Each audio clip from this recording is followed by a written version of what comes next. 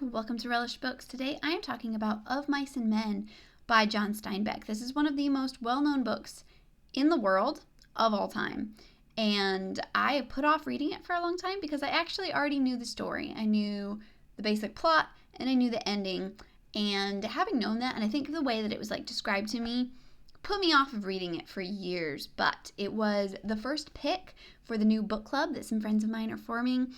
And so that kind of gave me the push to read it because I've meant to for a while. I was coming around to it, and I've read a few Steinbecks now, Travels with Charlie and The Grapes of Wrath, both of which I really liked. Honestly, The Grapes of Wrath, as far as content, of course, it's also much longer, but as far as content, it's actually a lot rougher and more difficult, I think, than Of Mice and Men because I just sometimes, I don't know, I had kind of a horror of this book. I was like, it's just going to be so difficult and so heartbreaking.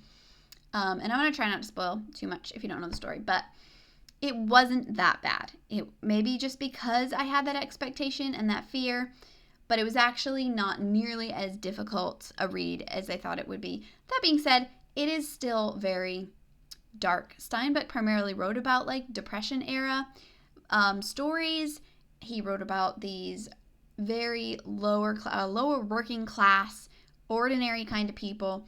There's a lot of darkness, a lot of roughness, a lot of just despair and hopelessness are themes a lot of the time in his books that make them kind of not pleasant to read.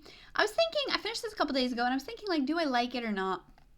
And I kind of was coming to the realization that, with a book like this, and it's not really a book, it's basically a novella rather than a novel. It's super duper short. It doesn't matter so much, partly because it's so short. I was like, it doesn't really matter whether I like it or not. That's not what it's about. Because for some books, with classics and stuff, sometimes I'm like, oh, well, it might be a great classic, but if I don't like it, it doesn't mean that much to me. I mean, sometimes I say that it depends book to book.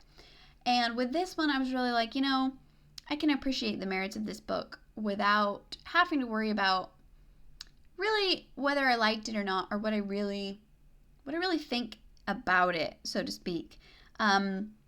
It's interesting that this tiny little book has been such a foundational classic for so long, still so well known and well read.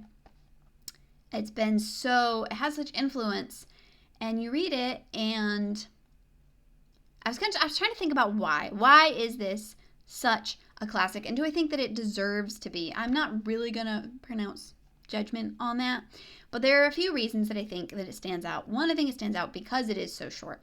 It tells such a profound snapshot of life in this time, in this place, with these people. It tells such a complete story in such a short amount of time, so I think that that's impressive. And the writing, of course. Steinbeck's writing, and I have to say, I love Steinbeck for this, that a lot of classic authors, their writing's exactly the same in every book. They have different stories, but their writing is exactly the same. Steinbeck definitely has things about him that you can notice, oh yeah, this is a thing that's his. But in the 3 books that I've read by him, Travels with Charlie, Grapes of Wrath, and Of Mice and Men, the writing itself was very different in each. The Grapes of Wrath is it's so literary. There's long passages just of talking about thoughts and ideas, talking about the country, talking about history, talking about geography, descriptions, these long passages with flowing sentences where he just so very much is taking his time, acting like he just has to have all the time in the world, all the pages that he wants, all the words that he wants. And then Travels with Charlie was a lot more informal and personal, as he is just telling a story about things from his own life and experience on his travels. Of Mice and Men was so succinct. It was tight, and I think that's so impressive, especially having just read Grapes of Wrath, where it feels like every line is measured exactly, but he's taking his time. This shows so much his mastery and his control as a writer, because when you read Of Mice and Men, you realize that he's not showing off. He is doing what he thinks the story needs, because Of Mice and Men primarily is dialogue. It's mostly just these few guys talking. It's most of what it is. And the snippets that you get just of the plain writing, so to speak, like descriptions of places and things, they're so different because the writing is in a very thick kind of, what's the word? Almost like a dialect, this slang of these people. And so their speech is very crude, but then you'll have these short little glimpses of his writing just where he's describing something, and you get this crystalline quality of just excellent writing. The way that he'll describe, like, you're in a dirty barn or a shed, and the way that the flies shoot through the sunbeams like rushing stars.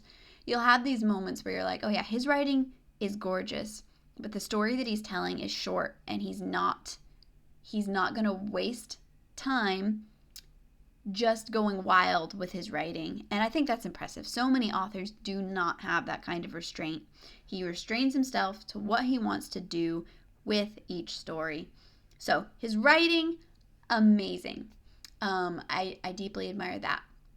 But why I think that this story is really such a classic and people love it so much is, of course, because of the characters, George and Lenny. And I think it's this poignancy to it, this very pathetic kind of tragedy. I think this really appeals to people emotionally. It did to me, where you're reading it and it's so sad, but you're smiling at the same time. Like, it's tragic, but there's this innocent sweetness. That's Lenny's whole character, is this, he's this mountain of a man, but with a childlike mind, and he has this innocence and this sweetness in this very, like, dark, terrible surroundings, and surrounded by people who are so hopeless and just kind of in despair and have given up all hope. It's this group of men who all want to chase the American dream, but they've lost any kind of real hope for it ever coming true. So anything that they do earn, they just like squander on women and betting. But they all have this dream of owning something, of owning a piece of land, of owning a home. And that's the dream that's driving George and Lenny. And that's the poignancy of the story, because they, over and over again, they describe to each other this dream that they have of a home. And reading it, this isn't giving anything away, reading it, that that's not going to happen. You feel that immediately. This is a dream that they have, and it's not going to happen. And most of the other men in their world have lost hope long ago that anything like that will ever happen. But Lenny still believes in it, and his innocent belief causes these other people around him to kind of share that belief as well. And that's the tragedy of it, but it's like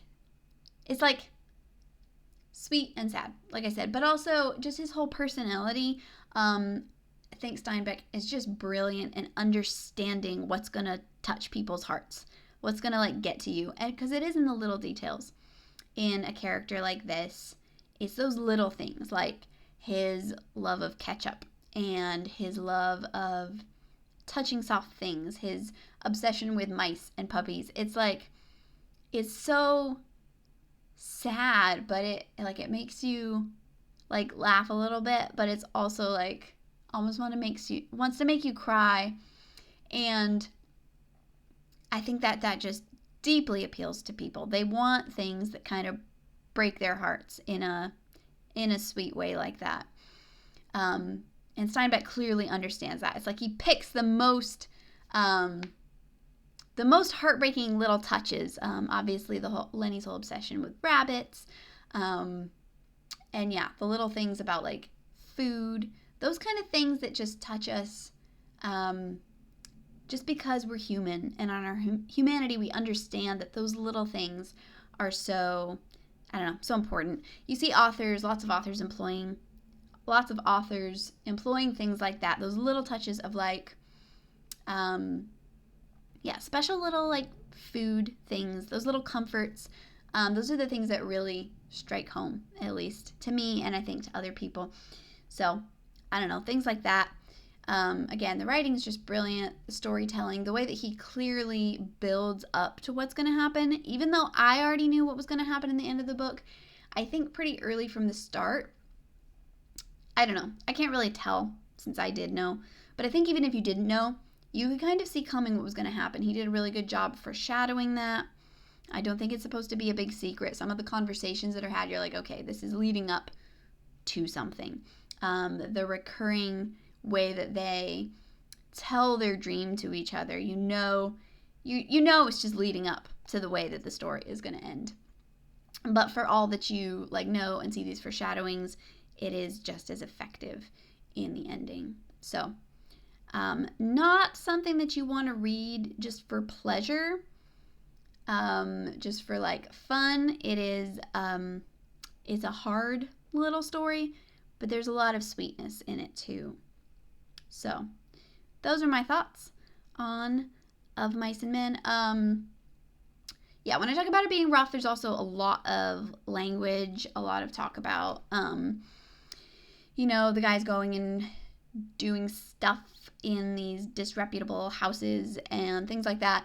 Yeah, it's a very, tough crowd. That's kind of the point of the story and the contrast between Lenny's innocence and these other people. So yeah, definitely a lot of stuff, a lot of language and stuff. But I don't feel like it's just be there to be there. I think it's definitely setting the tone and setting the stage of the story.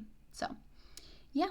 Anyway, those are my thoughts on Of Mice and Men. I would love to know what other people think of this and how you rank it among John Steinbeck's other writing. So anyway, thanks for watching. I will see you next time. Bye.